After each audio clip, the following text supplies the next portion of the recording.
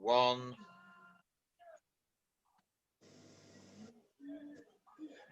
Hello and welcome to the podcast that Josh Matthews can't even pronounce or say correctly. We are Bodyslams and Dropkicks, and we welcome you to this special edition of the Body Shots Awards. I'll go with that. I am joined by Santa Dean. I am joined by my discount elf Nathan, and we are joined by a very special guest today. We are indeed, Fraser. We are joined by Charlotte Nash, who has also just been on Final Cut's Christmas edition. She is a wrestling fan, and she wanted to see how we do things on this this lovable show that we have. So Charlie, welcome. Hi, thank you. The honour is all ours. So, gentlemen, it is awards time. It's not very often. Well, it's our first one ever. So basically, series of awards. Let me just find out how many there is because there's a lot. There's 1, 2, 3, actually 2, 3, 4, 5, 6, 7, 8, 9, 10. There's about 12 awards, but we also need to make our pay-per-view. You are also, hang on, before we go too far, we also have the Hall of Fame induction. Do we not? No, do we? We do have a Hall of Famer. Oh yes, we I have. just saw her. Ladies and gentlemen, boys and girls, the Body Shot Hall of Fame. Patent pending, would like to welcome our first member. She is the only person who makes Fraser tolerable each and every week.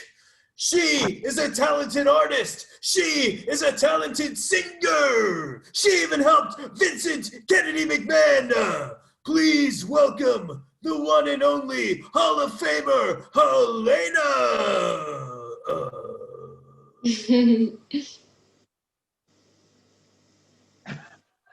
I'm just playing with my LOL dolls.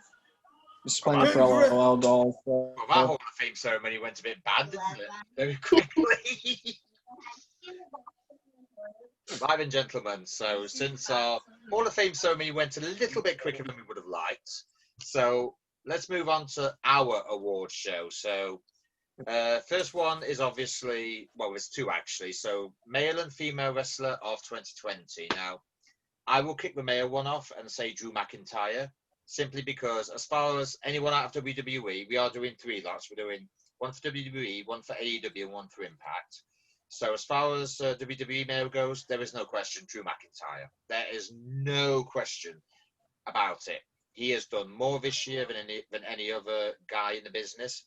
He's won more. He's been the longest reigning champion in WWE. He has constantly evolved from the Scottish Psychopath from last year. He's actually a champion that I actually like because WWE's choice of champions, aside from Roman Reigns, have really gone by the wayside for me, obviously. So for me, Drew McIntyre. AEW, I will John Moxley because Mox was, well, he wasn't really that good in his last couple of months in WWE. He was out the door and they didn't really care what they did to him, but he's rebuilt himself.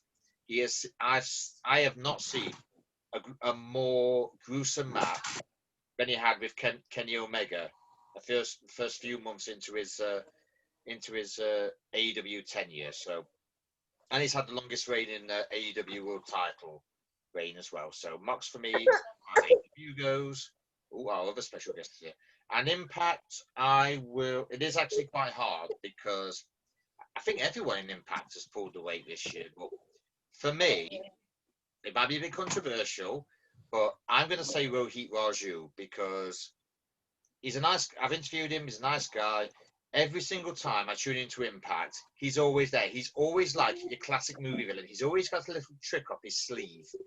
And I must admit, not many people this year in Impact have actually not so much had my seal of approval, but have actually got me like really excited for when I watch Impact. So for me, Rohit Raju, without a shadow of a doubt. For me, I will go next. You can't say Triple H. I will not say Triple H, my God. Why would I say Shawn Michaels? We all know you love Shawn Michaels. I mean, of course, yes, I do. But when I think of Superstar of the Year, I think not only of Shawn Michaels, but I think of Drew McIntyre. When you look at that Scottish psychopath, you see an immense, as you were saying, Dean, you see an immense evolution, and I feel so much evolved from watching Drew McIntyre, and he's probably one of the few believable faces that you have, and not to mention, he has the approval of the one and only Heartbreak Kid, Shawn Michaels, the greatest wrestler to ever live. Oh wait, did I say greatest? I meant Yes, you second did. greatest, of course. I didn't mean to. I didn't say anything. You can't prove anything. This isn't being recorded. Oh, it is. Damn it! Okay, for AEW, I choose the one and only MJF. The Oh, one person who has brought back heel wrestling to truly be a heel. I don't know if anybody has brought back being a heel wrestler in the past 5 years the way that MJF has. Yeah. And in that same vein, in order to be a heel, you have to be resourceful, you have to be cerebral, you have to be an assassin. See what I did there? For Impact, I would choose the one, the only, Rohit Raju. And it will not be controversial because you want to know what? I am the king of kings, and that includes the king of controversy. And when you see Rohit Raju, as you said, there's always a trick up his sleeve. He always seems to be half a step ahead. And that's what you need in this business to be the true superstars of the year. All right, what does a resident owner of WWE think? Boo! Well, first, I disown Shawn Michaels and Triple H. How dare This is the beginning you! of this one. No! Ouch. Especially Triple H. Now, for the WWE, I'd say is Drew McIntyre. He's had his chase to the belt, him having the belt, beating Big Show and every top star on Raw. For AEW, it's Kenny Omega. He's both the AAA Mega Champion. He's the AEW World Champion. He's been the New Japan World Champion. He's been the best belt machine for the last couple of years. So, and then for Impact, it's also Kenny Omega because look at the buzz he's created by being on both shows. Hasn't wrestled a single match yet, and still has everyone tuning in to both shows. And for female wrestler, I guess I'd have to give it probably to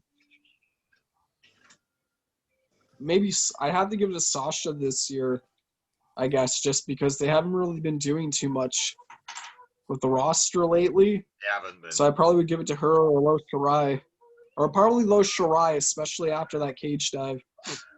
Yeah, to be fair, that was absolutely glorious. That. I'll go next with my female show. It is actually quite hard, to be honest. As far as WWE goes, I've loved it to be Rhea Ripley, but she had a great start to the year. But after she lost to Charlotte, she kind of had to build herself back up. And suffice to say, facing Charlotte at WrestleMania sort of hurt her progress a lot. She's only just literally got herself back up. But it is actually quite hard. There's been so many good ones. I mean, I want to say Becky, but the only problem is I kind of want this to be like people who's been there like all year. So Asuka's been there all year. Obviously, the Golden Role Models have been there all year. I actually am going to say Asuka because she's actually done a lot. She became Miss Money in the Bank. She's won a title. She won the title. She was tag team champion.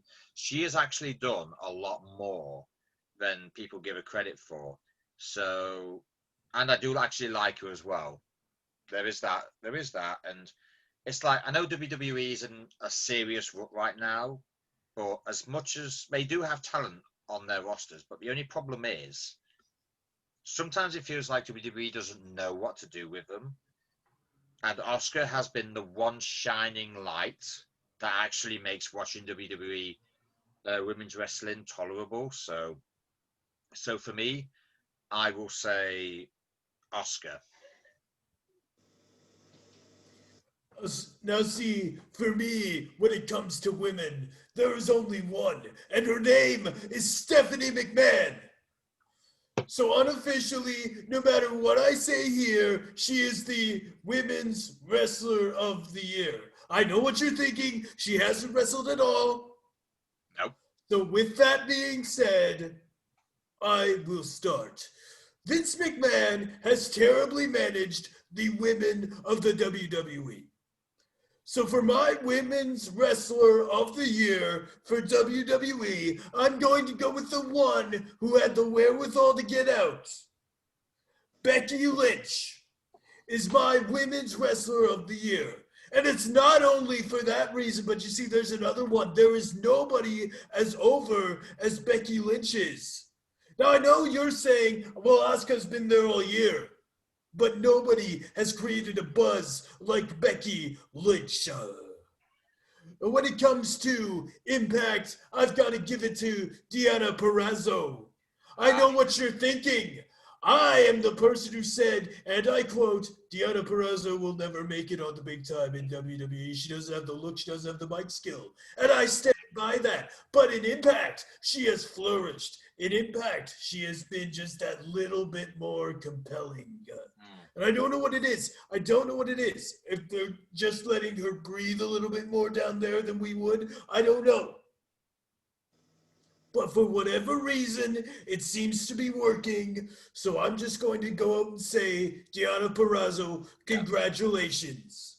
Yeah, I must admit, I haven't made my Impact choice, and I have absolutely loved Jordan Grace this year. I really have. But I must admit, I do have to go with Nathan with this, and I have to say Deonna.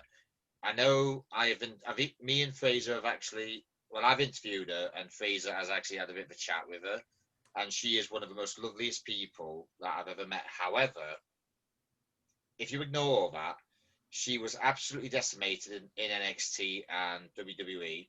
Like you said, she would amount to nothing. The only problem is she has amounted to something. She's two-time knockouts women. She's a two-time knockouts champion. She is probably one of the best heels I've seen this year. And to be honest with you, if I was Tony Khan and I had my own company and I was looking for people to sign, out of the top 10 females in literally everywhere, she would be in my top 10 to call straight away. She really would. So I would say Deonna. As for AEW, I will say it's quite hard because there's a lot there, and they've all had the same amount. I mean, it's not been like Charlotte Flair or Becky Lynch when one person basically is pushed more than anyone else. They've all had equal time to shine, and it is actually quite hard. But if I had to pick one, I would actually pick Dr. Britt Baker, because she's probably the only person who has actually made my fear of a dentist drill come to life, and it absolutely scares the hell out of me. And if that happens, then you know she's doing something right. So for me, it's Asuka, Deonna Purrazzo, and Dr. Britt Baker. So you took the words right out of my mouth, Dean. I would also say Dr. Britt Baker. So that's it. We've got 2 for Deonna, 2 for Dr. Britt Baker. We have an Asuka and we have a Becky. So it's all up to Fraser. He has the deciding vote as far as female superstar of the year goes in 3 companies. I'm going to give it to Charlie because somehow she's like surviving all of this. Just so you know, Charlie, you would have actually had a deciding vote if it was kind of like one each. So I think you might have to have the deciding vote, yeah. So come on, Faith. I'm not very good at decisions. I'd probably go to the virtuoso. That's one. To be fair, I absolutely agree with that. I really do. But what about AEW? Because it is actually quite hard. Evilise. Right now we need to. Well, actually, we don't because Dr. Baker is actually. All right, then. So, what did we say about WWE? I said Oscar. I said Becky Lynch. Nathan said Becky, and who did you say? Shirai. Shirai. Charlie, sweetie, we have three guys with three separate opinions about who the female wrestler of the year should be. Mm-hmm. We do need a bit of help on this. So since you are the clearest mind of us all, who would you pick?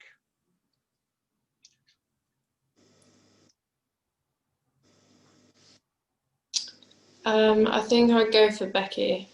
Yes! Congratulations! Excellent pick. Excellent pick. Excellent pick, Charlie. Excellent. See, this is what we need. We don't need Vince McMahon. We need more minds like Charlie on this podcast. I'll come back. Thank you.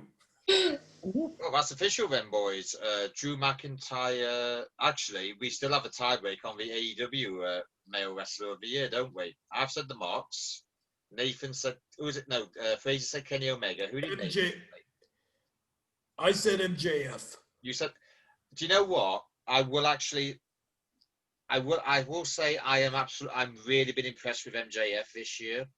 His Tony Award winning duet with Chris Jericho and Fraser, I know you'd love to bring this up, and Jim Cornette is absolutely hateful of it, but I would actually absolutely change my vote from Moxley to MJF because Moxley is kind of, I'll say like not so much one dimensional, but it's like the same.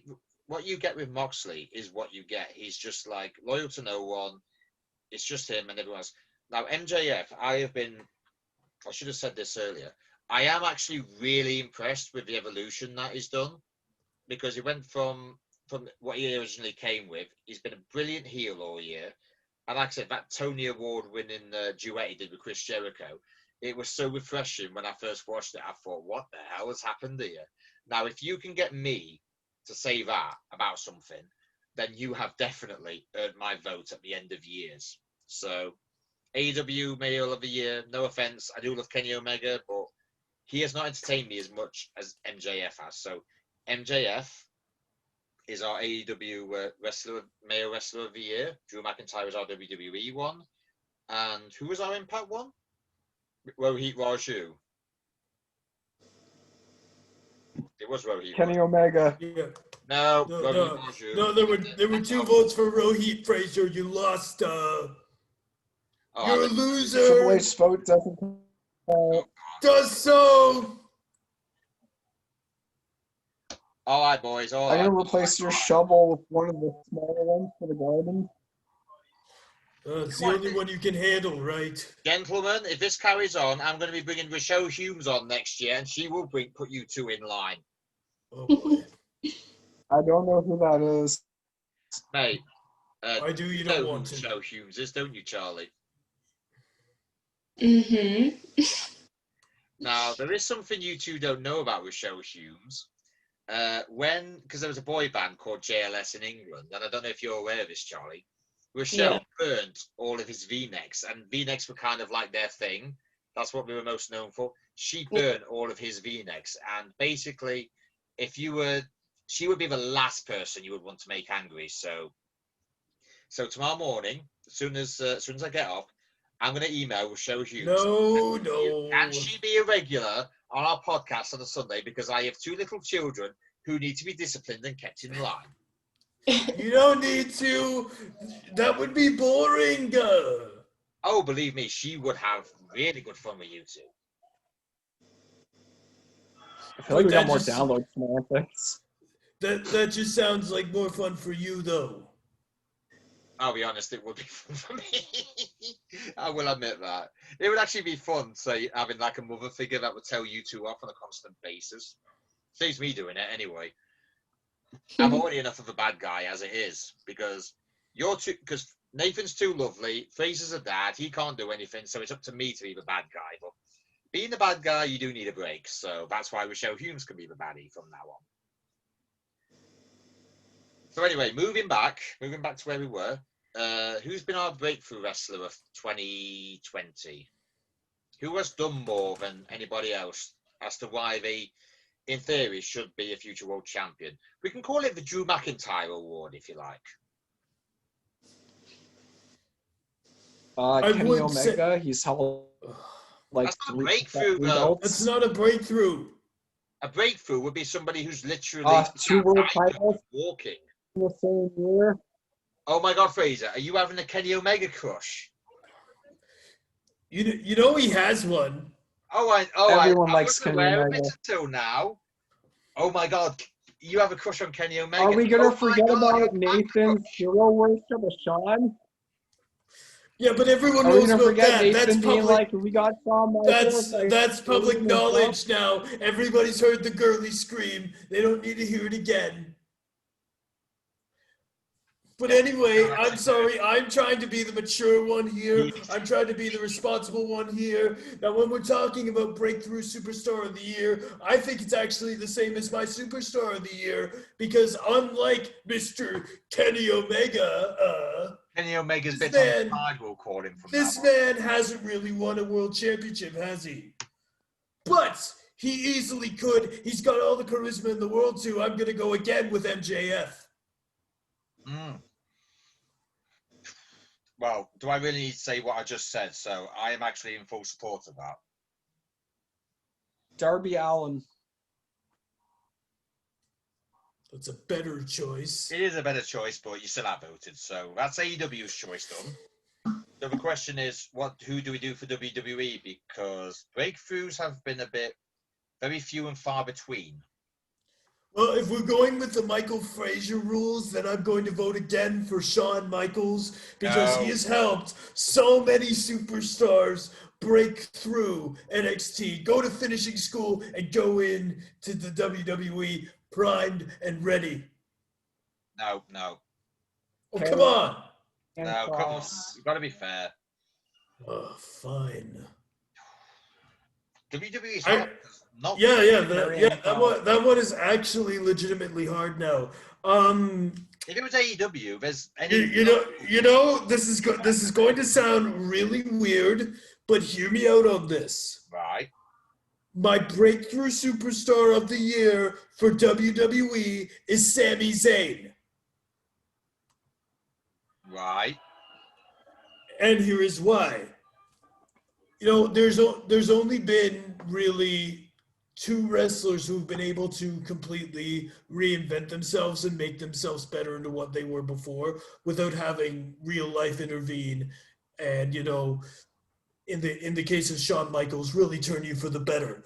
You know, one of them is Chris Jericho. He can reinvent himself over and over and over again. Every return of Jericho is different. Sami Zayn has taken the best parts of his heel character sniveling with Kevin Owens and just turned it up to 11.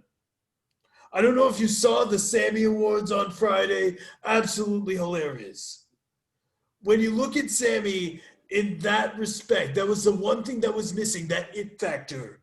And now I feel more so than anybody else that could break through, Sami Zayn has it. Right. Now, I'm going to disagree with you on this. Okay. And out of respect, I respect your opinion. But you see, my choice is firmly in NXT, which is, for me, what should be a breakthrough, because that's what it is. It's developmental, but it's evolved into much more than that. Well, So, see, for me, I will respect whatever your opinion is. I view NXT as the #1 brand. So I know you when do. we're thinking of up and comers, to be fair, you know, NXT, I would go away from NXT. because Raw and SmackDown don't interest me. As soon as Wednesday night comes and I'm looking on YouTube, I'm thinking, right, who's actually been on NXT this weekend. I'll tell you who my breakthrough wrestler is of 2020. It is Karrion Kross. Oh, that's a good choice. And I'll tell you why. For those of Impact who obviously know of him, he was called Killer Kross. I have never known anyone with such a cold heart before. Honestly, I remember John Morrison smacking Brian Cage with a cement block, and he just stood there and laughed. Now, that's the sort of guy he can be. He's come to NXT. He has literally run roughshod over everyone. Literally, everyone. I'm pretty sure he's undefeated. Scarlett Bordeaux, or Lady Scarlett as she's known now, in the Impact, she was absolutely lovely person, great sense of humour. In NXT, she's absolutely terrifying. They have played a blinder as far as the psychology of everything goes, because they played the psychology down to a T. Karrion Kross is literally nothing but a psycho. So he has literally installed fear before he's even come to that ring. That ring entrance is probably one of the best I have seen in NXT in a long, long time. The one person I actually look forward to on NXT now is Karrion Kross, because I've been a fan of his before. Since he's been in NXT, I have loved him, really loved him. I was gutted when he injured his shoulder and he had to relinquish that NXT title. He's back now, and I really want him to get that NXT title. And I respect I sort of respect Vince McMahon. No, you don't. I sort of do. The thing is, I don't want Karrion Kross to go up to the main roster because he will be ruined just like everybody else has been. So, for me, as long as he stays healthy, he will have a great 2021. But for me, my breakout wrestler in WWE is Karrion Kross. And if you say Kenny Omega phrase, we're going to dress you up like a woman again. I said Karrion Kross like twice already. Did you? I didn't hear you. I only heard my own reasoning and logic, which, to be fair, is fair. But at least we've come to a decision that Karrion Kross is a breakthrough wrestler for WWE. Now, though, hold on. What did you say for AEW phrase? Darby Allin. Yeah, so Karrion Kross has won it. MJF's won it. So what do we think about Impact? Now, this is actually quite hard because there has been a few up-and-comers who have been there and done quite well. The only problem is everyone's kind of like, it's not like, say, WWE in the 90s when there used to be like stars set in stone. Everyone in Impact's had an opportunity. A lot more people have been world champion than they have been, say, WWE would give them a chance at. So it is quite hard. But I suppose you two have yours nailed in. I really don't. If I had to, like, that's the thing. If you held me at gunpoint, I would say Rohit Raju, but I don't really consider him a breakout star. I consider him a star. Yeah, but it is hard. It is very hard. Very hard. I'm a bit bold here, gentlemen, if I may. I'm going to say Eric Young. Really? And I'm going to tell you why. However many years it was in WWE, they had, I'm going to insult Triple H here when I say this, they had a really good thing with Sanity going with him. And then Eric EY just disappeared off the map, kind of like EC3 did, and everyone else did who was released on Black Wednesday. EY has come back to Impact. He's been world champion.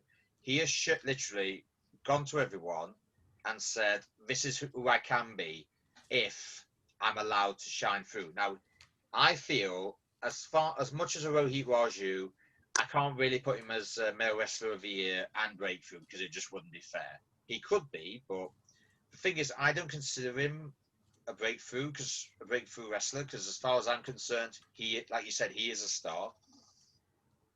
The only other person I can really think of aside from EY would be... God, it is hard. I'm just trying to think who from the roster can be.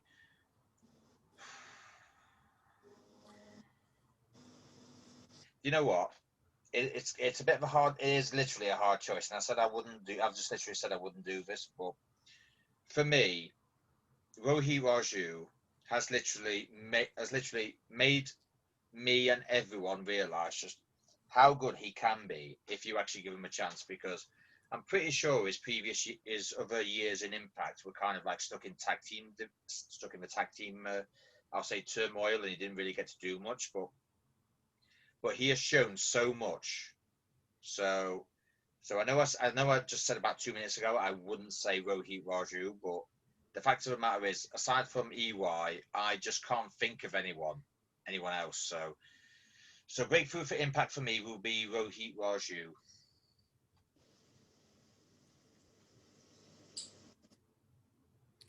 See, uh, for me, I respect your opinion of Raheem Raju. I have to. But again, as I said before, I don't consider Raheem Raju a breakthrough star. I consider him a star. There's a difference. If I am looking if I'm looking at Impact, and I'm looking at who could take that next step, who is just there or almost there, it's a very, very hard for me, because I respect Eric Young, but I don't think he can take that next step personally. If he didn't get injured, I would have said Heath Slater. I kind of agree. If he didn't get injured. With that said, because he did, I'll go with TJP. TJP has come on quite a bit. Yes. He's done quite well. So Fraser, as far as Impact goes, we have one for Rohit Raju and one for TJP. So who's your vote for? All right, let's see. I honestly, I would want to give it to the Motor City Machine Guns, because like the minute they came back, like they got tag team really going again. But I think I'm gonna give it to Rohit Raju, because he brought back a lot of the old classic heel tactics with his last couple of title defenses. I'm fine with that.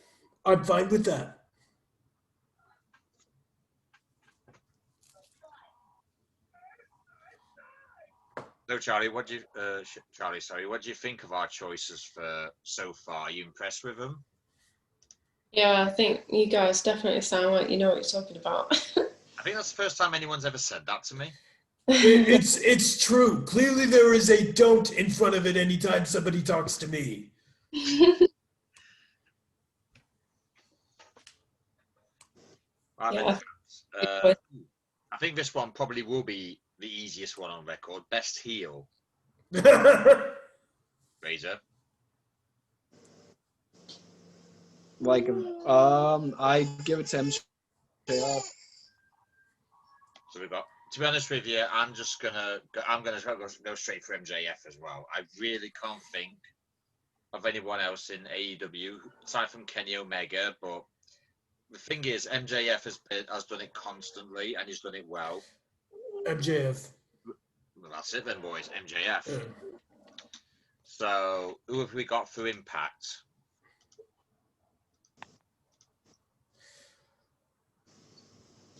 Well, go ahead, Fraser. You say Rohit Raju again. Just go ahead, Fraser. Go ahead and say his name. Because if I can't take Rohit Raju,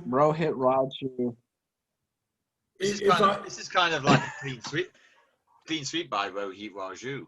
Yeah, absolutely. So, well, I think this has probably been the easiest one that we've all agreed on. So we've only got WWE now. Best heel for WWE, Paul Heyman. I would say Roman Reigns. Paul Heyman. You know, I'm actually on about wrestlers. I was actually on about wrestlers. I wasn't on about. But to be fair, I think that could actually be classed as WWE is so bad when you actually say Paul Heyman is the best heel on the actual roster. Well, what the hell? Let's just say Paul Heyman. All right, then. This one is a bit easier. Who's been the best? Hold on a minute, chaps. Do we count the Fiend Bray Wyatt as a heel or a face? I don't, and I'll tell you why. There are people who are booed so much that they are loved to death, and I think Bray Wyatt has got the whole New Day vibe going. The Fiend Bray Wyatt and Daniel Bryan are in a two-way tie for best face for me for WWE. You could have sang it right there, Nathan. You could have just been like, tell me why. You could have sang it. You could have just totally worked it in. Fine, you want me to?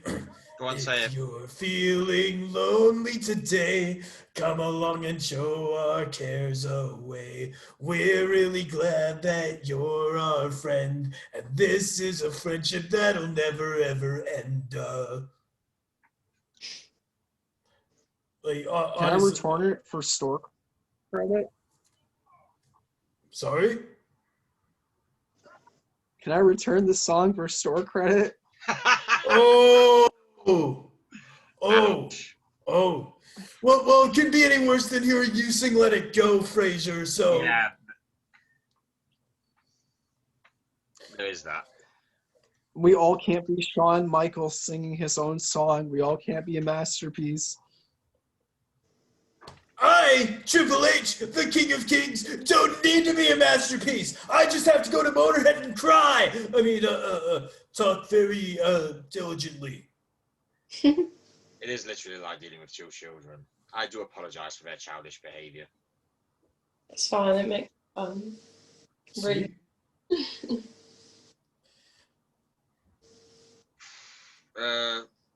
Are we counting Bray Wyatt as a face? Cause I personally count him as face. Well, he gets my vote.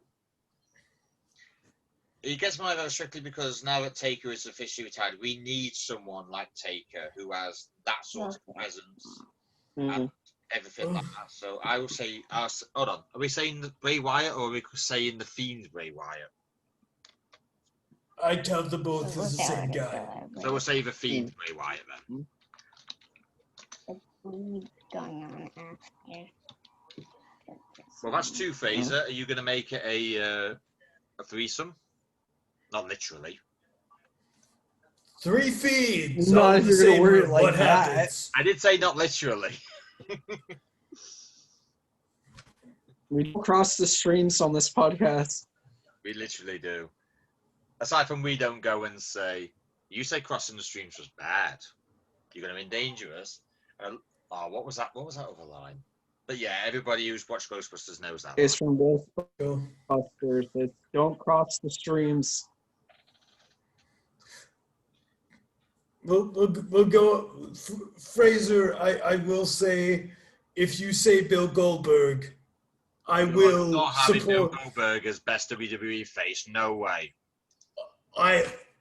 The minute you say Bill Goldberg, you're going to break his song and sing Bill Goldberg's song that you hate, but you secretly love. Say it. Please say it. I'm begging you to say it. No. Oh, come on. It's fine. I won't do it. Well, fine then. Who is your number one face? In AEW or Impact, because we've gone out. Well, basically, whatever his choice is, Bray Wyatt still wins. AEW, I'm going to give it to Cody Rhodes, especially how he put over Darby Allin. If we're going with WWE, I would give it to Jeff Hardy, but he hasn't really done much this year. No, he hasn't. So I think I'd give it to Drew. And then if it's Impact, well, I think maybe I'd give it to just Rich Swann this year, just because like he was the most unlikely to win the world title. I thought that was Tessa Blanchard. Oh, sorry, I better not say that. We'll let it everyone. So AEW, you said Cody. I will actually agree with him on AEW. I think Cody Rhodes. I will say one thing. Can I just say one thing about all the veterans in AEW, like Cody and Chris Jericho? I know Chris Jericho is a heel at the minute, but the one thing I respect about him and Cody is that they're willing to put new talent over, whereas in WWE you won't get that. So if we're talking, I don't know. I know Chris Jericho isn't really a face as he was, but I would have to give him a special mention simply because he's willing to put other talent over instead of himself. So I would agree with you on Cody, but I would just like to put a special mention into Chris Jericho. Because I think what he's done is literally not only to make Orange Cassidy stronger, but it's to make AEW stronger. It's to make AEW appeal to those who are out of contract. And basically, where would you rather go? You've got three companies. What would you rather go? One of the two who's going to let you flourish, or the one that's just going to bury you under say, a Nia Jax or a Braun Strowman? I know what I'd rather do. I'd rather go to the two that are going to give me a chance, which I think Deonna Purrazzo has proved this year. She wasn't given a chance to shine in WWE, but she's shining now brightly in Impact. So as far as Impact goes, it is hard. Do you know what? I really want to change. Hold on, who did we say for best heel for Impact? Rohit Raju. I know we've gone past that, but I would like to see change mine to Sami Callihan.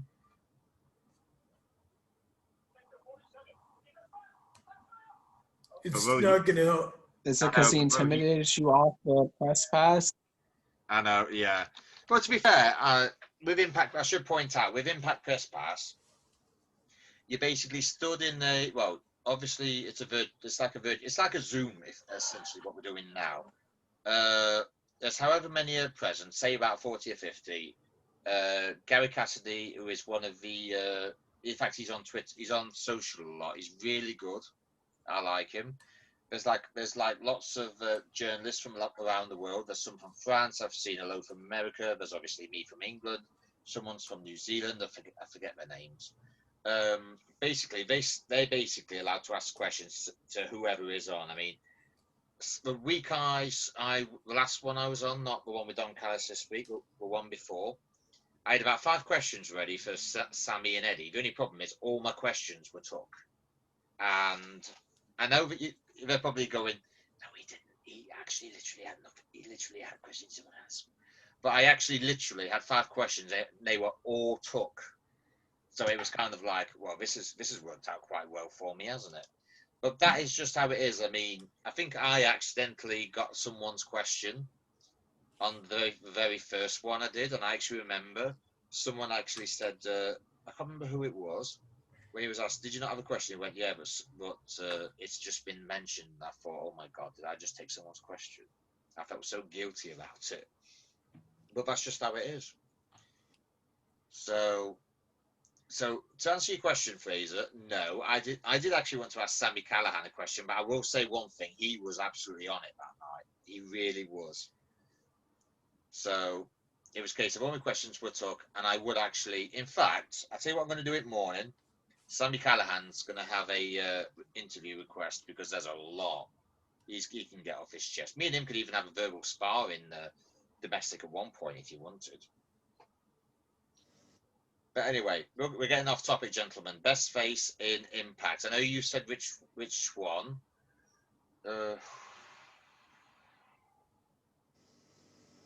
I genuinely don't know, to be honest. I mean, there's not been one competitor that has really shone. I mean, the only one that's really shone for me has been Eddie Edwards, but I still don't think that's enough. Oh.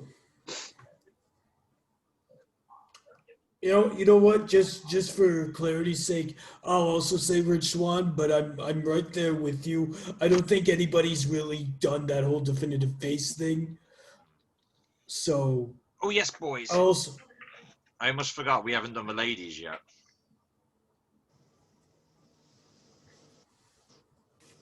I made a restaurant. Did we do the breakthrough wrestler for the ladies or not? Because I'm not quite sure. Virtuosa. Oh yeah, Deanna. What was it? Deanna. Who else was there?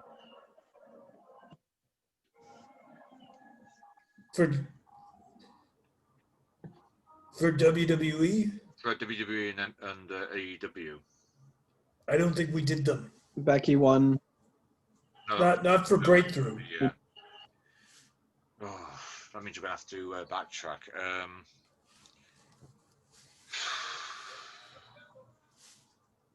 AEW, I'm not quite sure because I know we gave Britt Baker Wrestler of the Year, Female Wrestler of the Year, but I think I based that because she's been quite consistent in her matches and she's really made me excited when she's been on the card. But as far as breakthrough goes, would you two blame me if I said all the AEW roster? Nope. Because that is No. literally the point where I'm at this point in time with all the female ones. No, I'm fine with you saying all of it. WWE, I think for a female one should be from NXT because I don't really think there's been anyone on the main roster who has really done much. I mean, Shayna Baszler has been for me the breakout star of 2020, but she's had ups and downs in it. So that's kind of like she absolutely hammered everyone in the Elimination Chamber, but then she lost to Becky, and her momentum kind of died from there on in. There hasn't really been anyone in Raw or SmackDown that's kind of made me take notice. So I would actually have to go back to NXT, and I would actually say Io Shirai. I'm fine with Shirai. I don't know if you two feel as I feel, but for me, Io Shirai, we actually mentioned at War Games, she put a dumpster over her top half and literally jumped off it. That's kind of symbolic because I didn't think she had that in her. And that for me was probably the breakout moment for her in 2020. Yes, she won the NXT Championship, but this year she has gone from me not wanting to really care about what happens to her to making me want to care what happens to her. So, so for me, Io Shirai. I don't know if you're in agreement, Fraser. No, I'm in agreement. I'm in agreement. Leo Shirai. That's it, all Io Shirai. Right, so best faces in the three companies. Oh, sorry, did we do heels in the three companies or not? Yes, we did. Just remind me who won them. We had for the guys we had MJF in AEW. We had Raheem Raju in Impact. Yeah, and Paul Heyman. We had Paul Heyman in WWE. Who did we pick for the women? I'm not sure we picked them, to be honest. I don't think we picked for the women. Right, best heel then for women. I'd have to say Bayley, to be honest. I'm fine with Bayley. Fraser? Bayley. Yeah. I'm not even going to go into she's shredded nice girl in image, and she has absolutely decimated SmackDown roster to the point where they had to make Sasha beat her just so that roster wasn't a joke. But I actually do prefer that.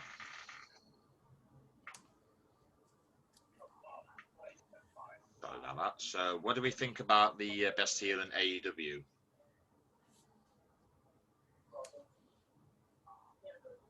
What do you think of the best heel in AEW?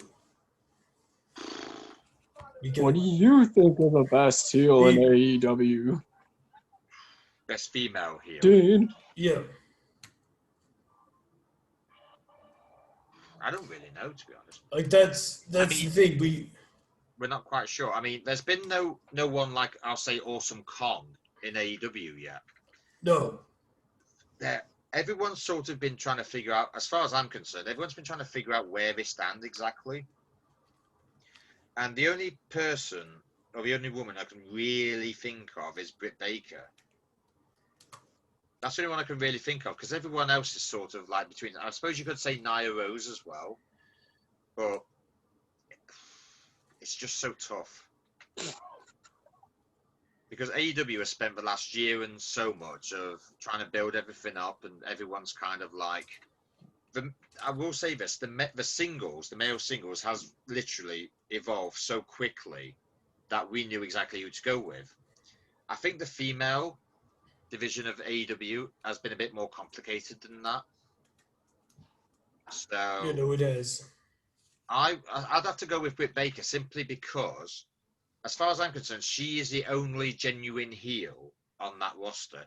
Everyone else is like trying. It's like a treasure hunt. Everyone's trying to prove themselves that they're going to be the best and that they can do the best. But the only problem is they're all stuck together in a crowd of uncertainty. Whereas, as far as I'm concerned, Britt Baker has actually literally gone into heel mode fully. So, as far as I'm concerned, for AEW, I will say Britt Baker. Impact is a bit more hard than that because Deonna has been the standout heel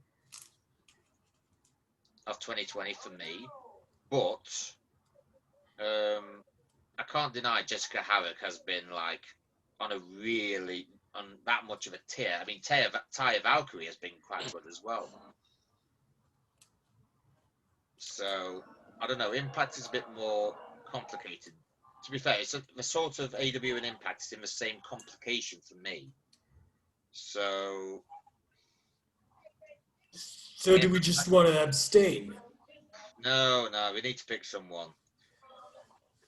I could say Deonna, but that would be a bit too obvious. But I want to give somebody who hasn't had something yet, who's barely in the discussion, and everyone knows can be a heel. And for me, Jessica Havoc has that Awesome Kong factor that the minute you saw that you were facing her on the card, you did not want to be anywhere near her. Whereas I think the problem with me for Deonna as a heel is she's so lovely that you just look at her in the ring. I mean, this is how I think of it. I look at her in the ring and I think, wow, how can she be so bad when she's so lovely? So for me, I'm going to say Impact's heel will be Jessica Havoc for me. No, I'm right with you on both those choices. So Razor? I'd probably give it to Su Yung. Because Su Young's also been consistently good throughout everything she's been doing in Impact, even when she jumped to being the other identity. Yeah, I'm going to say that was the only downside for me with Su Yung. That was the only downside. Right, so we've done the female best heel. Let's have the best face for a female. I would like to start off, gentlemen, if I may. I'm going to do Impact first because we always seem to do Impact last. I would go so far as to say for the ladies in Impact, I would tend to go for Jordan Grace. Why? I don't know if Jordan Grace has been a heel in her life, but she always makes herself out to be the tough cookie, the one who has to go through everything. And I didn't really like it. I mean, to be fair, she actually had a match of the year contender with Deonna Purrazzo.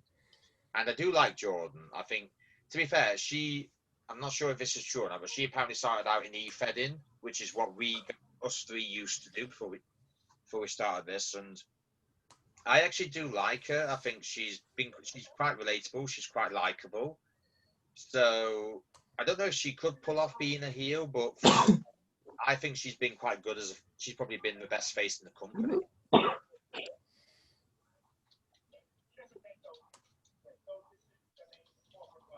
And for AEW, again, I think it's kind of hard. I suppose if I had to give it to somebody, I suppose it could be. I would probably end up saying Brandy Rhodes, you know.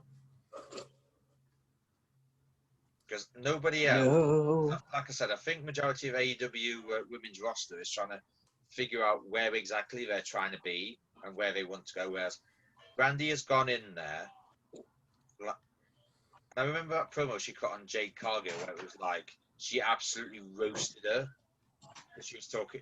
Jade was talking trash to Cody, and she came out, and I was like, "Oh my god, I'm so glad I'm not her." But she absolutely roasted her for about 3 minutes. So Brandy for me. And as far as WWE goes, I would probably end up saying Becky simply because, aside from Oscar, and no offense, but Oscar's been back and forth between face and heel though. I will say, I know I did say that I would only class it on a year, unlike everyone who's been there for a year, but the thing is, Becky's always been the face and she's been the man, and I must admit, I do like Charlotte Flair, but she's a heel mainly. I suppose I could go with NXT again, but to be fair, I don't want to be that predictable. But I would have to say Becky for the best face of 2020. Oh, see, for me again, WWE, Becky, absolutely Becky. And to be perfectly honest, I have not seen enough of the women to see what they can do to give my predictions on anyone else. It is a bit hard, isn't it? Yeah. So what do you think, Fraze? Honestly, the only one that's really had anything interesting going on lately is kind of Lana, even though she's getting tossed through tables. Yeah, I really So don't. it seems like they're doing quite a slow burn with her. But the only thing is, I don't like it. So I'll go with Lana. Well, Becky. Well, that's good because who did you say, Nathan? Because I've got a Becky Lynch. We've got a Lana. We've got 2 Becky Lynches. Oh, 2 Becky Lynches then. Yep. So what about AEW and Impact? I refuse to vote for AEW or Impact. Fair enough. So literally, Fraser's up to you. If not, you go to a tie. So Let's see for Impact. It's kind of a hard one because there hasn't really been many faces getting pushed lately. But for me, Jordan Grace is the only face. So maybe Rosemary and Jordan Grace the most. I think the only thing is with Rosemary, half the time I don't know if she's heel or face. I mean, she's with Taya Valkyrie, who is primarily a heel. So I'm not quite sure where Rosemary's, I'll say face or heel is. That's the biggest problem with me. But I will admit, I do like Rosemary. I do like her as a wrestler.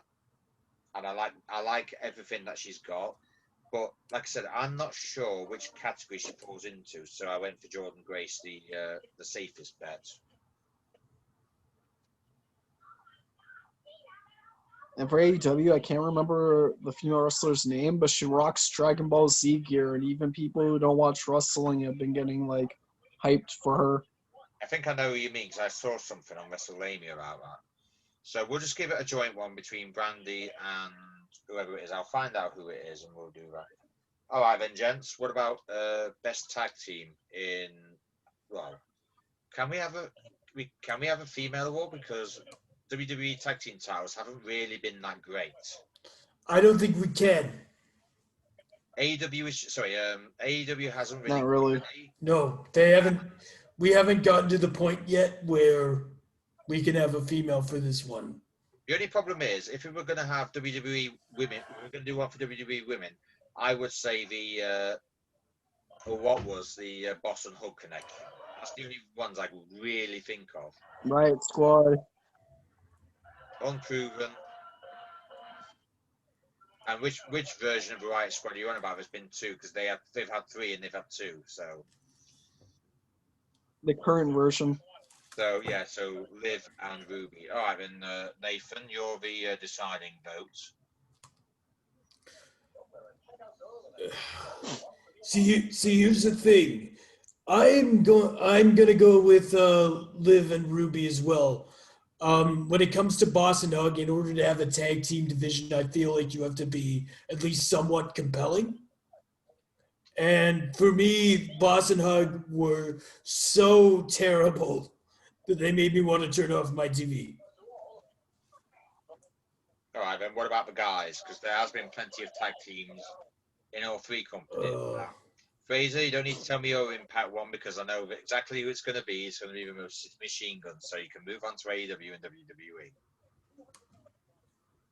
Unless you care to prove everyone. AEW, I have to give it to Omega and Hangman, with honorable mention of Danielson Kazarian. And for WWE, I'd have to give it to the New Day because they're on like their 10th tag title reign. Yeah, so New Day, Omega, and Hangman Page. And what? And oh yes, the Machine Guns. Right. So right for WWE, it is hard. The only problem is WWE's tag team division has got smaller as time has gone on, so it's not exactly easy to pick one out. I will say New Day has been the most consistent tag team that there is, but at the same time, it's the New Day. So I'm just trying to think. Who have we had champions this year? We got Cesaro and Shinsuke. I must admit, that was a refreshing We got Street Profits. Am I right? I tell you what. I say this because they were tag team champions, but even when they haven't had the belts, they've been a consistent like duo. Whether they were like being in handicap matches against, say, Braun Strowman, or even against Sheamus, or even against Sheamus and taking Mickey. I would actually say Miz and Morrison. Really? Yeah.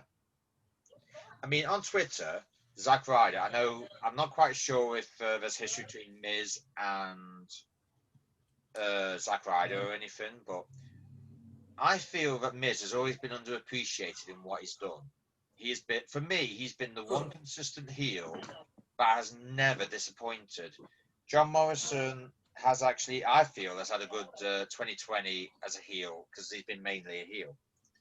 And putting them two together is like comedy gold. It's kind of like, them two are kind of like, in English terms, if I may, it's kind of like, not so much like Doughboy and Rodney, but they're kind of like Reeves and Mortimer. They just bounce off each other and they're just so funny. So for WWE, I will say Miz and Morrison, or as I call them, M&M. I'm tempted to go with Canada would be like Bob and Doug McKenzie. Maybe. I tell you what, I will agree with Fraser that Omega and Hangman Page for AEW because they are literally two sides of a coin that shouldn't go together, but they do go well together and they did do quite well. Now, every fiber of my being wants to say mostly Machine Guns, but my other part of me wants to say the North because they have actually been quite well as a tag team over the last year. They've done a lot. So I'm tempted to say, so I will say the North because I do like them. They're great heels, and if I'm being brutally honest, I don't really think there's anybody else aside from Machine Guns and maybe the Good Brothers in Impact that could really get my vote. So I guess the deciding vote is with Hunter. Thank you so much, Dean. I would like to bring out the tag team, if I may, of Batista and Ric Flair. Both retired, no good. Okay, sorry about that. In that case, I will actually go off the map here. I want to see a new tag team that isn't the New Day take this. So I'm going to go with the Motor City Machine Guns for Impact. Wow. You're actually agreeing with Fraser on something. I know. I'm feeling horrible about it too. Has something happened?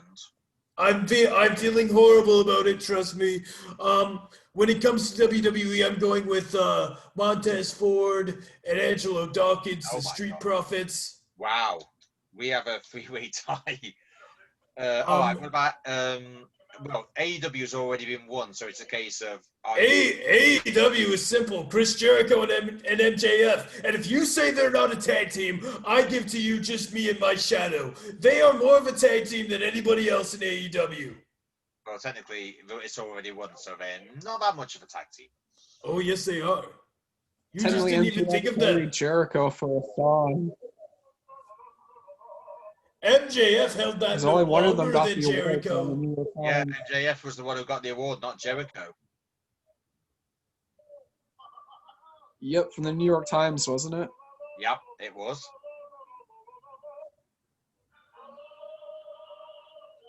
Right, so we've got a three-way tie for the men's tag team. God, how are we going to split this? I really don't know how we're going to split this, chaps. Oh, hold on a minute. We have a special guest, don't we? Yes, we do. Oh, that leans only one. Uh-oh. I've got to make another decision. Just do. Don't have to explain it. Just pick one. It has to be Street Profits. Just say one of them. It has to be Street Profits. Who did I say it was? Hold on. Street Profits. Street Profits, New Day. New Day or Eminem. Just say one of them. It doesn't matter which one it is. Because to be fair, I sort of agree with all of them, but just Miz and Morrison have been better for me. But it's entirely up to you, Charlie.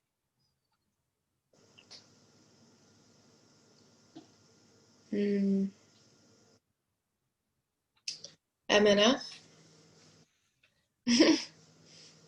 What a woman. Oh, Mercury and Morrison. no. See, here's the thing about Eminem. You with a special guest. I have not. I'm not going to argue with the special guest. I'm going to argue with you. Why would you tell them? Why would you say Eminem? There's no Melina. Oh, I'm sorry. Batista's not here? Well, I mean, naturally. I'm just kidding. Eminem's fine. Oh, I know.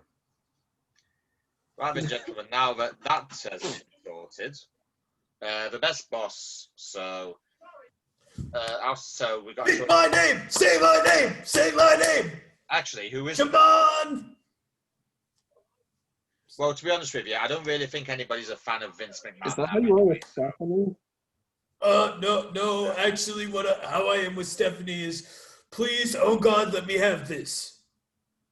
To be fair, the best boss in WWE is definitely Triple H. Yes! One vote for me! I mean, no offense, Fraser. I know you voice him and you're supposed to play him, but everybody knows that WWE's going downhill because Vince McMahon has his own way of thinking.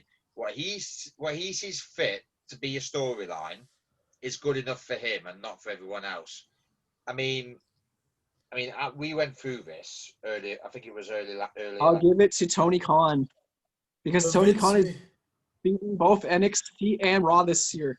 The Vince McMahon, blah, blah, blah. To be fair, we do actually. Is this actually? I know it's supposed to be multiple choice, but I will actually say Tony Khan because. What? Right, hear me out before you go all Hunter on me and lose your you know what. I will say right. I'll say this: Triple H has done the best job in WWE with NXT. I will admit that because Raw and SmackDown are failing literally by the wayside every week, even every day. Even NXT has been the one constant that actually makes me want to watch it. I mean, did you not watch War Games last week? That's probably the best pay-per-view I've seen all year as far as it was ungodly great. I will have you know Sean played a hand in booking about 98% of it. How can I not give some credit to Hunter? I have to. So, but I will say Tony Khan is actually he's actually a proper wrestling fan. He understands what the fans want. I wouldn't be too surprised if we did a survey of 1,000 wrestling fans and said, who do you think has been the best boss overall? Is it Vince, Hunter, or Tony Khan? I bet majority of them would say Tony Khan. They would vote for me. What are you saying? Yeah, but to be fair, Triple H wins I don't know how he wins it anymore. I don't know what he's classed as. So I will say Tony Khan's best boss. However, and don't get your panties in a twist, because I am actually giving Hunter a bit of recognition here. But Hunter has actually done, as far as WWE goes, he is best. So I'll say Tony Khan's the best boss, but I will give special props to Triple H. So there you go. I'm not entirely saying WWE is bad, but I'm just saying Tony Khan is a little bit better. Now, see, for me, you have to look at the direct impact of the competition. And when you look at the direct impact, there is no better mind in the business than Shawn Michaels. And who brought on Shawn Michaels? Oh, that's right, me, the gamer, Triple H, the King of Kings, the Cerebral Assassin, the world's greatest boss. I even have a mug to that effect somewhere. Razor, do you want to burst his bubble, or do you want me to? Regarding AEW and NXT. Well, first, Tony Khan and this guy have one thing in common: back pain from carrying everything else. So. Oh yeah, there is another thing as well. Tony Khan actually knows how to run a sports business, because he's actually, I think it's him or his dad actually owns Fulham Football Club, and they're not doing too bad. I will admit it's not like Man United great, but Tony Khan knows enough to know when something's good. AEW at the minute is the best wrestling promotion there is. I don't, pardon my language, Charlie, but I don't give two shits what any wrestling fan says. AEW is better than WWE, period. Oh, except for NXT. Thank you, Dean. I'll give NXT a great mention, because for me, NXT is the premier brand of WWE.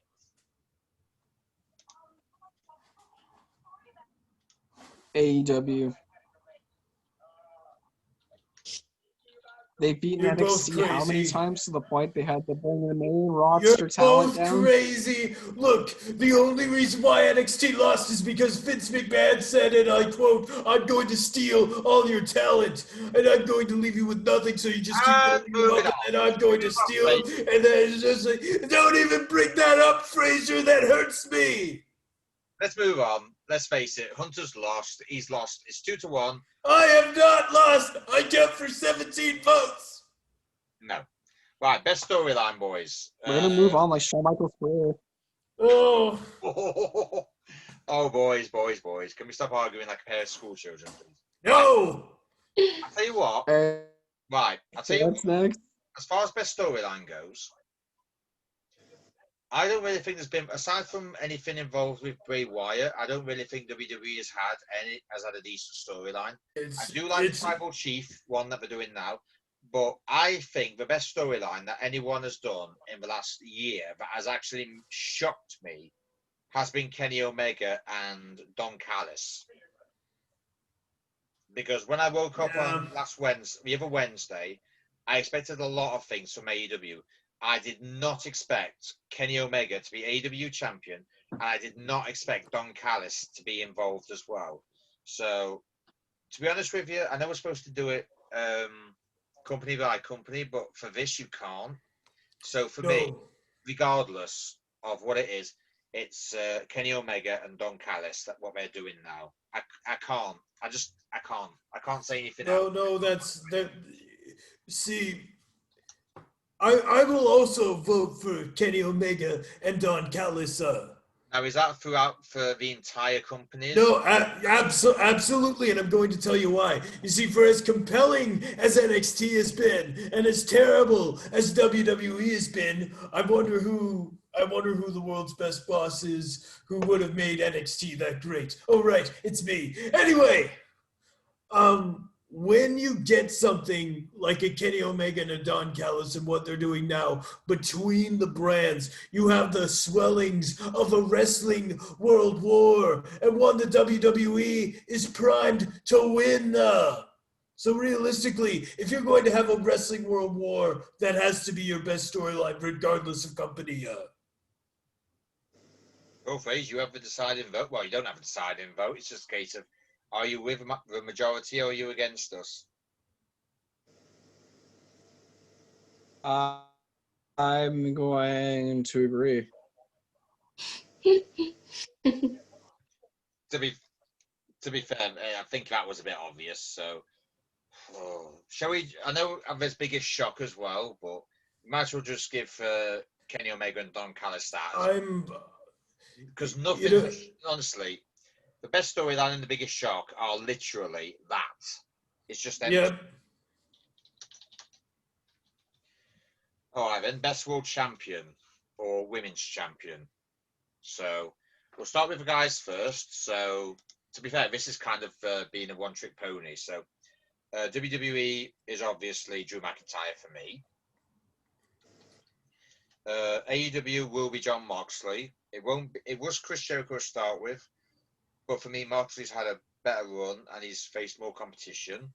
And Kenny has only just started out, so I can't really say anything about it. But so it's for me, it's Drew McIntyre, John Moxley, and actually, shall we just do it as one, just so it's easier? Yeah, we should do it as one. In that case, the Mox then, the Moxinator. I'm in a toss-up between Jericho and McIntyre. I really am. No disrespect to Moxley, but Jericho with Lexicon of Le Champion and that mimosa bath, you know, that to me puts him over Moxley. I think what we have here, and you know, correct me because I could be wrong on this. I will correct you on one thing. That he faced Orange Cassidy in what was it? He faced him in an Orange Samosa match when he wasn't world champion. That was. I don't care. I'm counting it anyway. He's been that damn compelling. See, for me, here's the one blemish I have against McIntyre.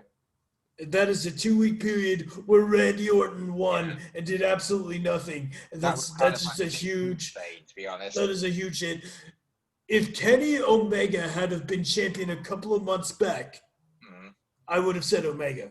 Yeah, but the only fact is he's just literally had it. He's just literally, he hasn't done anything with it. So by that knowledge alone, I have to go with the one and only Chris Jericho. # please come back. Right. So basically, we've got one for the Mox, one for Le Champion. So come on, FaZe. What you got for us? Oh, I know what he's got. The champion. Oh, really? He's agreeing with me? I was sure he was going to say Bill Goldberg. I thought he would. I mean, in fairness, I can't actually blame you two for it because Jericho did literally invent a touch of a bubbly. And many people might not know this, but Chris Jericho actually has his own wine set in, I believe you'll find it at knockingpoint.com, I think it is. And you can actually buy two bottles of it for $30. The only problem is, and I have actually looked, it only ships to a certain part of America. I'm not sure it ships to Canada. It definitely doesn't ship anywhere else because I have tried. So Y2J, definitely. So I will actually, even though I personally think it's Moxley because he's had tougher opponents, I will actually say that Jericho is a worthwhile best world champion of 2020. All right, then. Who's the one to look forward to in 2021? Who next year will be the one to shine? This we can do a male and a female one. I'm going to go for male, and I actually think the thing is, I have seen Brian Cage. I know he can be more than he currently is.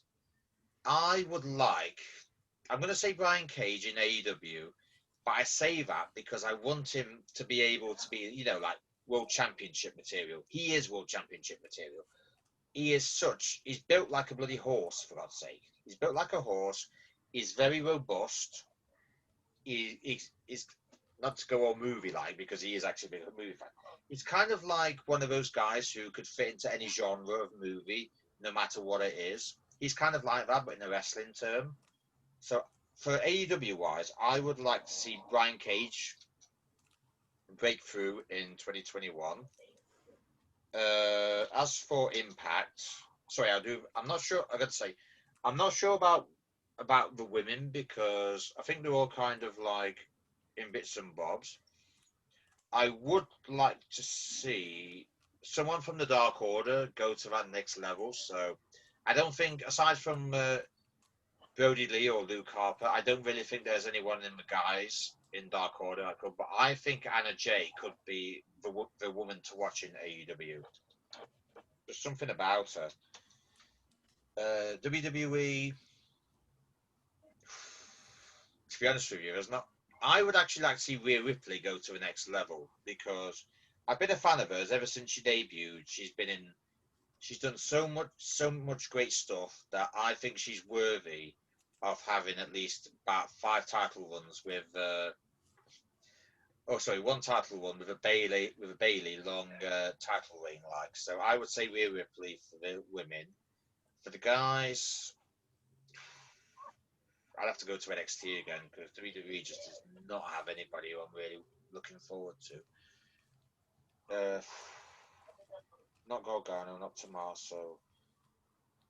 I'll say Karrion Kross again because he's literally working his way up again. So I'm really looking forward to Karrion getting back on the horse, so to speak. And as for Impact, it's a bit hard. I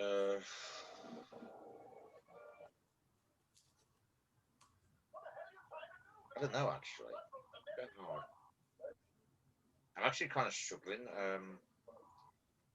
I suppose the only woman I could really see go into that really like next big level is it's not Rosemary because as far as the Undead Wars goes, that was the pinnacle of her career. I don't even know if they'll go there again with it, to be honest.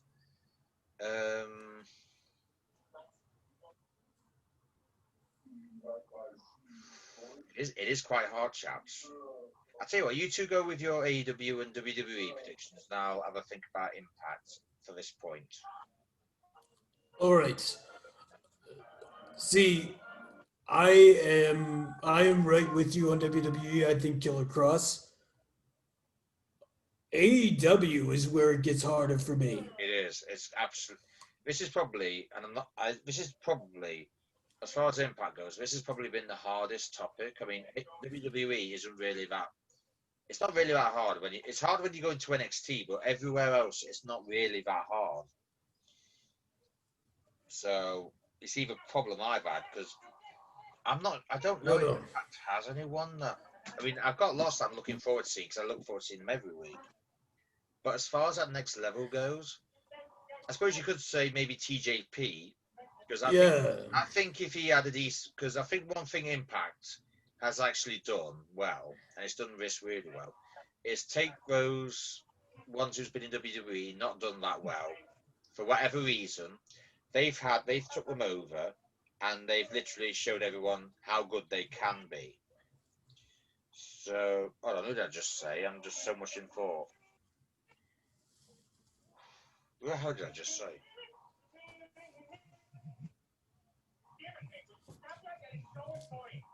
Oh, TJP, yeah. As for the ladies, I'd say Tennille Dashwood. Because she's had a few wars with Jordan Grace, but I still think there's more left in her. I think we could be looking at Knockouts champion next year, maybe even the Knockouts tag team champion when they eventually come back next year. So there we go, boys. It's took a while, but I'm there finally. So Nathan, you were saying you agree with me on Karrion Kross. Do you agree? I agree with you on Killer Cross. AEW is where it gets harder for me. It is. You know, again, like if I had to pick 2 people, like because I'm at that situation where like I could pick 2 people, one of them being Matt Seidel, and the other one being Pac, just because I think Pac is like I've seen what Pac can do, and I know he can take it to that next level.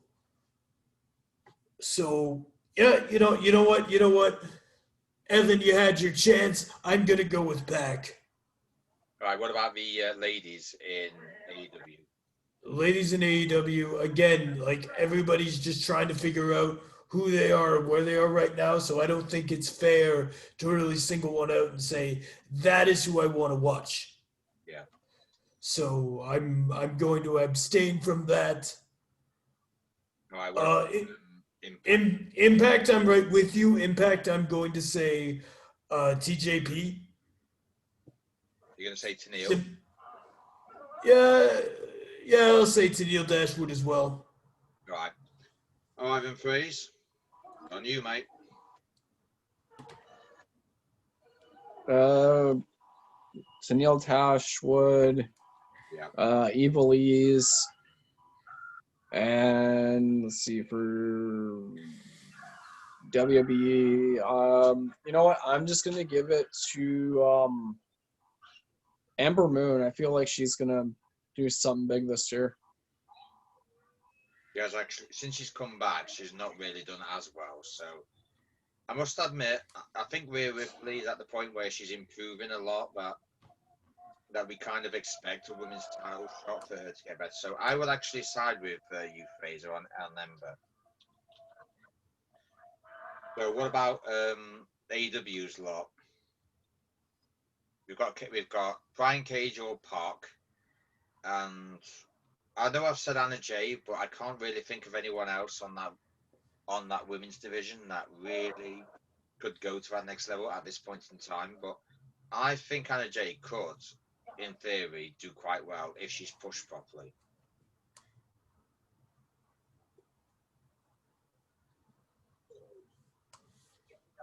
And there will be no judgment on my part if you choose Pac, because to be honest with you, Pac has sort of come alive these last couple of weeks. I give it to Eddie Kingston. He's getting more momentum and attention. His promos, his match with Mox. So Eddie Kingston, but I could also go with Pac. To be fair, I kind of agree with Park, so I would actually change that to Park. Are you going to go with any of AW's women, or do you think they're kind of like still in the middle, like well, we've discussed it a lot tonight. They're still kind of like in the same thing. I think Evilise will, after she won that tag tournament and everything, and after everything she's done with Lucha Underground, I feel like she'll be the one to get the women's division going. So I might go with that because I think I've been trying to keep up with AEW, but it's just kind of the same thing. But I'll quite go with Evilise for you. So, all right then, chaps. I don't. Right, we did have most underrated, but I'm not going to go there because I think there's too many people to name that are underrated. But this one is not a problem. So, who's the most overrated? I'm gonna start and say for WWE, it's definitely not so much Roman Reigns. Yes, he is overrated, but he's finally got something that everyone likes. That everyone's like, yes, he's a tribal chief, he's a heel. Yes, we can make this work. I would say Brock Lesnar, but Bobby Lashley. I think Bobby's underrated because if he was overrated, I personally think Bobby would Yeah, be he's overrated. every week. As far as WWE goes, I will say Charlotte is overrated because, yeah, she works her ass off. But the only problem is, when Roman Reigns was winning WWE titles every single minute of the day, nobody liked him. It's kind of like John Cena. He was so overrated. Nobody really liked him except for the kids he was aimed at.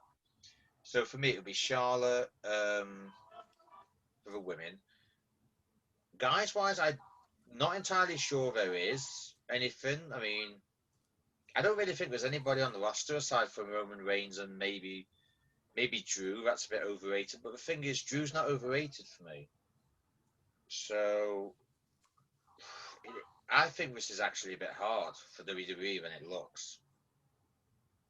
In fact, I would actually dip into NXT and say Johnny Gargano is a bit overrated How dare you rip into my company? Yeah. Bite me.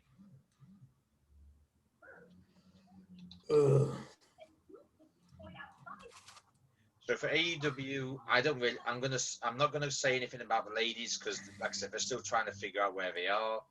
But if they're trying to do that, you can't really be overrated. As far as the men go,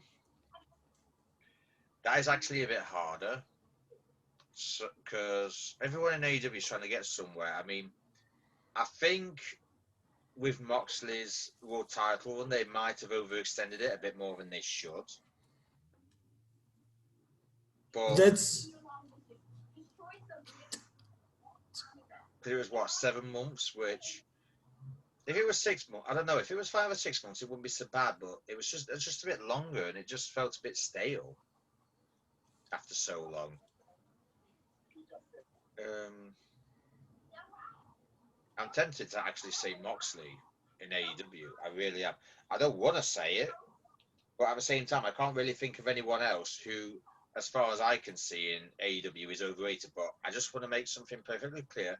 I'm not saying he's overrated like Roman Reigns overrated.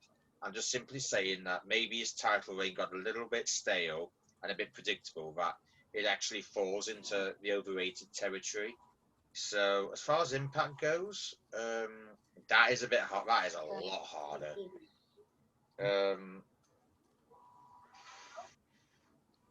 I would actually go so far as to say, I'm actually going to be a bit controversial with this. I actually think the North were a bit overrated as a tag team because they had a tag team title reign for nearly a year. That was kind of like a bit much. Kind of like Bayley's, was it a year and a half reign was a bit too much. So as far as Impact goes, I will say the North are a bit overrated. As far as the women go, I don't really think there has been a knockout that has been a bit overrated. There's been plenty that's been underrated. But as far as women go, I can't think of anyone that's overrated whatsoever. Some might argue Deonna Purrazzo is, but I don't think she is. I think she's sort of in the nice balance between underrated. I think she veers more towards underrated, actually. So that's about it, chaps, for me, as far as overrated goes.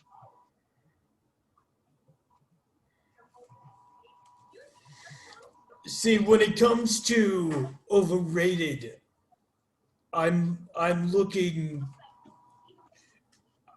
I'm looking for slightly different criteria. I don't care that you are a champion for a little bit too long. I really don't. I look at overrated as somebody who either everybody respects for their work, but I personally can't stand, or somebody who should have retired long, long ago. You saying Taker? Absolutely not. I'm glad you're bloody not either. Let's make that perfectly clear. I'm not saying Undertaker at all. So for WWE, for most overrated, I am going to go like you. I'm going to go with Roman Reigns. I said Gargano, mate. I said Roman You say Gargano. Well, I say Gargano. like you, and like you seriously want to. I would say Roman Reigns, but there's somebody else's name who comes to mind, and Fraser. I'm sorry in advance, but he did wrestle for WWE once this year, maybe twice if I remember correctly. But Bill Goldberg was responsible for a horrendous match in 2020. You actually. So Bill Goldberg for me for WWE was most overrated. Clear second to Roman Reigns. I'm not even going to touch your pick for Gargano with a 20-foot pole because I don't believe it's true. I think it is, but to be fair, now that you've said that, I didn't think Bill Goldberg was overrated in WCW, but the minute he came to WWE, he was just like Bill. It was basically the next Goldberg. It's like a WWE's version, and don't get me wrong, I still kind of have a likeness for his destruction, but I kind of think that he's basically mouthed his way into 2 Universal title reigns, which I think is wrong. Yeah. So I would actually agree with you on Goldberg. But what about the women in WWE? Who's the most overrated? Charlotte Flair. Well, at least we're in agreement over that, mate. Bailey. What about AEW? Actually, Bailey is a close second for me. But Yeah, Bailey's heel work is actually good. So. And everyone genuinely hates her, not because she's a member of the wrestling family. Yeah. AEW most overrated. It's a bit hard in AEW because nobody's really overrated. That's the thing. If I have to go with anybody, and this is a terrible decision. I'm only saying this because I literally have no other option, and I have no option for the women whatsoever. AEW Sting. You know he's only been in the company like 2 minutes. I do, but I have literally no other choice. If you're looking at what Sting is going to do, realistically, your expectations are not going to match reality for what Sting is going to do. That's the thing, though. I don't think he's expected to do much. He probably will have one last match, and he will be on a weekly basis. He will be there on a weekly basis, and he will take some bumps. He just won't take much. The reason he's there is because a bit of TNT's present can see a bit of TNT's past, and so Sting can help out in a lot of ways. But for me, Sting's only been in the company 5 minutes, so he can't be overrated. But it's about what he brings from TNT's past that he can bring into TNT's present. As far as I'm concerned, Sting has only been in the company 5 minutes, and he's only worthy of bringing AEW to the heights of WCW. As I say, I'm picking Sting because I have legitimately no other option.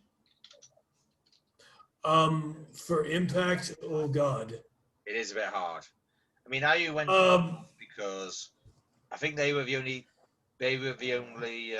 team who actually had a really long title reign, and tag team wrestling kind of went by the wayside. But as soon as For Impact, I'm going to pick whoever was in charge of that whole murder mystery storyline. It is the worst thing I've seen. Yeah, I will agree with you on that, by the way. So that's not overrated as such. That's just bad decision. No. Whoever wrote that and whoever okayed that, any wrestler who okayed that, any wrestler who said, I want to be a part of this, you are overrated. You do not know what good television is.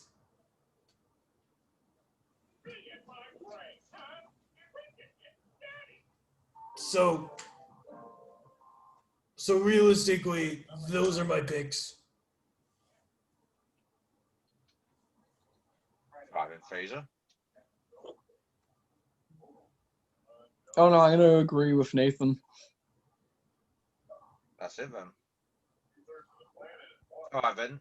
Who's the one person we're looking forward to seeing come back next year? I'm just gonna. Shawn Michaels. No, there's only one woman for me in WWE who I absolutely miss like hell, and it's Becky. Oh, for women, I'm right with you, Becky. For the men, I must admit, seeing Edge in January at Royal Rumble was a shock to my system. I didn't think he'd come back. I didn't know he could come back. So I'm going to say for the men, there isn't really that many that's injured at the minute. But I do miss Edge because I do think he is one of the best that's ever been here. So I look forward to when he comes back and has another match with Orton, if he has another match with Orton. Oh, he will. I'm not quite sure. I don't think AEW has a really long list of injuries, so I'm going to forego AEW, but I think those two are the only ones I can really think of out of all three companies. Because I don't really think Impact's got anyone injured as such. Well, see, for me, again, my WWE pick, you know who it is. Shawn Michaels, anytime he shows up, I am so excited to see him. If I have to pick a wrestler, I will pick Edge as well. Right. AEW, I'm completely with you. I don't see anybody on the shelf. Impact, however, I want to see Kurt Angle come back. He won't. I know he won't. But I know you want to see him come back, but I'm not entirely sure he will.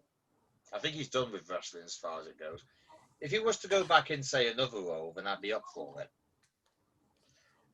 But the only reason I said Becky is because we, all been well, we know she's coming back next year. And I must admit, I think since she left, Raw has gone a bit on the down low, really bad. So I look forward to Becky coming back. I'm not going to say Charlotte because I think this year I've not really missed her as such. Her decision to go into NXT and fight Rhea Ripley was a change, but at the same time it was kind of a bad move because it kind of downgraded Rhea Ripley a little bit, and she's only just got that momentum back that she had. So I actually look forward to Becky more than I do Charlotte. I'm not taking anything away from Charlotte whatsoever, but Becky just for me is better at just about everything than Charlotte is. So come on then, Fraser. So go on then, Nathan. Do you agree with me that you can't wait for Becky to come back next year? Oh no, I'm right. I'm right with you on Becky. That's it. Come on, Fraser. Finish it off. Make it official. No. I can't wait for Becky to come back. That's it. What about guys? No. Oh, I know who he wants. It's been rumored. You know what? I'm just gonna give this to you, Nathan, because I know you want to sing the song. So Goldberg, go ahead. Goldberg! We've got a winner. Okay. Goldberg, he loves Bill Goldberg. He is his best friend. Oh, Fraser loves his Goldberg. He loves Bill Goldberg.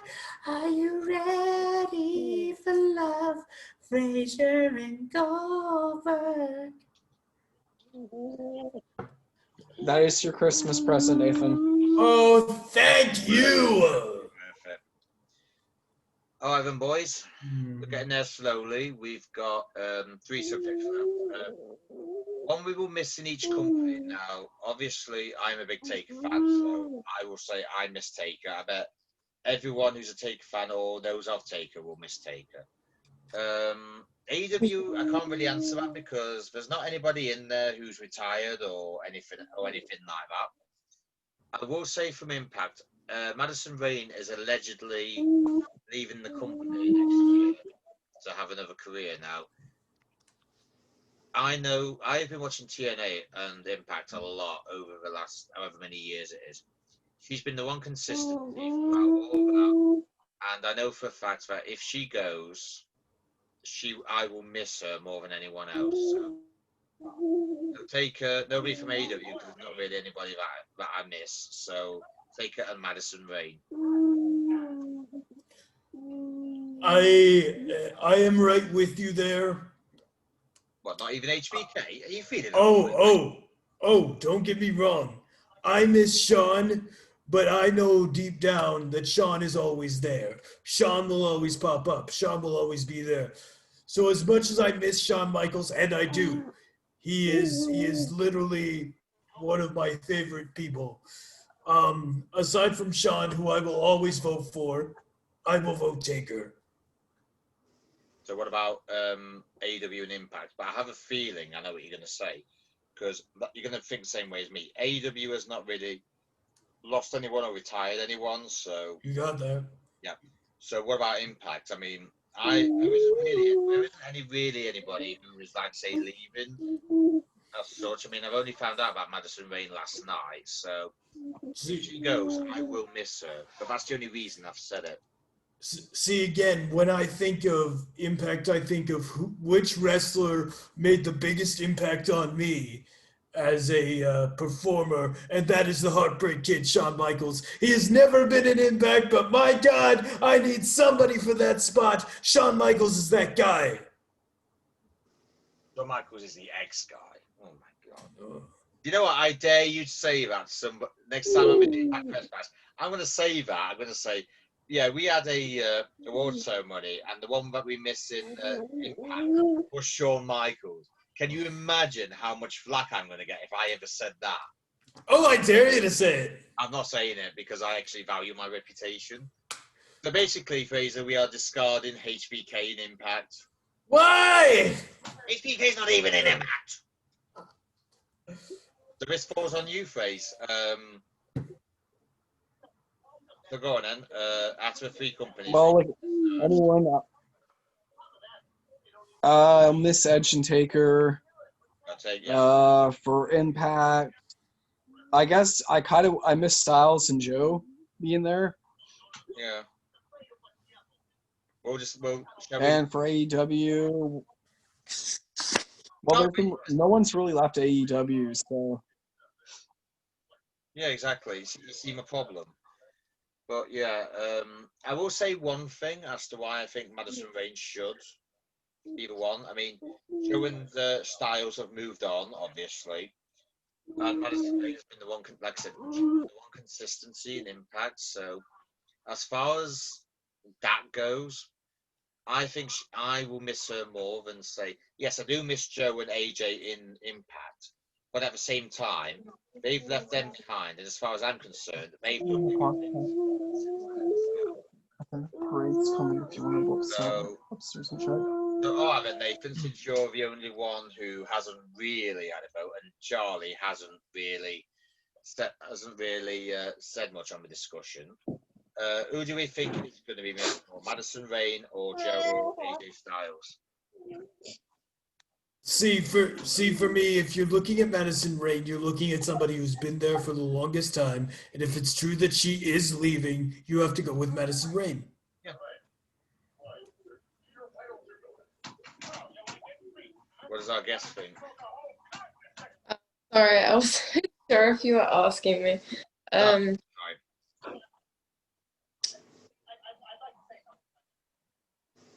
Well, who are Mr. Mac? Yeah, yeah. Because Undertaker retired earlier this year, and in WWE 30 years. In fact, he was in the WWE when I was just a wee lad. Everyone who was a wrestling fan knows of Taker, which I'm sure you know Taker. Of course. So obviously, everyone will miss him. I bet even you'll miss him. Impact is a bit more complicated because many decent wrestlers who are in WWE at the minute have been in Impact, but it's a case of who we think, because it's a democracy, so we all get a vote. So it's a case of who do you think? Who do you miss in Impact? Or are you thinking that, like Nathan is with the majority of AEW stuff, there's not that much that you can say, so you'll just go with the flow? Yeah. Madison Rain it is then. She said go with the flow. Yeah. All right, then here's one for you. What we started doing is, since we started, every pay-per-view, whether WWE, AEW, we started doing WWE next year. I'm thinking, boys, we extend it into 3 separate categories of AEW, Impact, and WWE. Now, I seem to remember that my record for guessing pay-per-view winners isn't really that good, and it's usually Nathan or Fraser that wins it. So this is how we all think, and you obviously can be the biggest opinion of all. Who do we think, guys, will be our first pay-per-view champion? I will say one thing: I don't think it'll be me. Or me. So Damn! I was gonna say Charlie. I wish. She would win, knowing us. Yeah, she would. Realistically, out of us. Out of us 3, yeah. I think you or Fraser will end up winning it. I think Fraser probably would win the whole thing, because if I'm remembering this correctly, I think he's been the one consistent one between us who's actually got majority of the guesses right. I think you're sort of closer to him than I am, but I know for a fact I am absolutely near the bottom, because the last one, I can't remember what it was we did. I think it was Survivor Series. I absolutely tanked in that. I was near enough to useless as Bill Goldberg is with learning wrestling moves. Don't insult Fraser's favorite wrestler. You have to. He's only got 3 moves. He's a 3 guy. If that. You know what? if I have to vote, I will vote for Lucian because he gets every WWE pay-per-view correct with because that's how everyone feels with the WWE pay-per-view. So I mean, really, if we're going to be predicting WWE, and Lucian AEW gets. and Impact, because we're going to do 3 from. But no. When I think of the WWE pay-per-views, which is what I care about the most, I'm thinking Lucian with the has gotten every match right. So I'm going to vote for Lucian. Yeah, fair enough then. So we'll go with the Fraser family then. We'll basically say. So yeah, we'll go with Fraser then. All right then, chaps. I know Nathan can't really answer much of this, but we've had 3 interviews this year. Actually, we've had 4. Sorry, not 3. We've had 4 for our B&D. I've been present in all 4 of them. So, and Fraser's been present for Deonna Purrazzo. So he'll probably end up saying Deonna Purrazzo for his favorite interview. I will say this. I will not say who the best interview's been, because they've all been lovely. They've all been respectful. They've been very chatty. Basically, like Charlie's been when I interviewed her. She's been lovely. She's been very professional. She's not really gone to me and said, can you please take this out or this, or asked to take half of the interview out. So I will say that every wrestler I've interviewed, or anybody who's associated with wrestling on here, they've all been nothing but stars. They really have. They've been respectful. They've been professional. They've not been afraid to answer anything. So for me, it's just simple fact that I've had the chance to interview them has just literally been my pot of gold for 2020. And I'll be brutally honest, none of us have really had that much of a pot of gold this year. I bet Fraser will probably end up saying Deonna Purrazzo because that was the only one he went for. Actually, I was there for like 3 interviews: Tyson Dukes, the Virtuoso, and Rhino. So, Dukes, yeah. But I'll probably go with the Virtuoso. Tyson Dukes. That's why he's saying it. He literally geeked out more than he did. Well, yeah, I met him like way back. I trained at his camp. So. As somebody who's only really been present for 1, I'm gonna vote for Charlie Nash. Well, we can make it an honorary interview if you like. So with that said, gentlemen and Charlie, we have basically decided that Rohit Raju is basically the best person that Impact has. We decided that Drew McIntyre is one of the best. Like Karrion Kross is an up-and-comer. AEW really needs to sort itself out in the next year in its women's division. MJF just needs to continue being MJF. Most of the Shields just need to keep on doing as they're doing, and they'll always have Fraser on the side. Chris Jericho just needs to keep being Chris Jericho. Becky needs to come back. Edge needs to come back. And Taker is really missed, and I will miss Madison Rain. And Fraser will basically become our very first pay-per-view champion. And not to mention, Charlie has been here. I don't even know how long it's been, because it feels like ages. But she has been nothing but a star. She has really been nothing but a star. So, Charlie, thank you for coming along. You're welcome. And another boys, I do. Now, I did say this for Final Cut. We're having 2 weeks off at Christmas, so we will not be here next week or the week after, but we will be back in 3 weeks. Hopefully, Nathan will shave that beard off, and Fraser will get over his Goldberg obsession. This joke's gonna hit the ground. One of those things will never happen. Yes, Goldberg Crush will still be there in 3 weeks. It's burrowed deep into his soul now. I bet if you asked our first ever Hall of Famer, she would say that her father watches Bill Goldberg matches to help him fall asleep. Probably does. So then, gentlemen, and Charlie, that is it for 2020. We will see everyone in 2021. Happy Christmas. Have a happy new year. Most of all, be merry.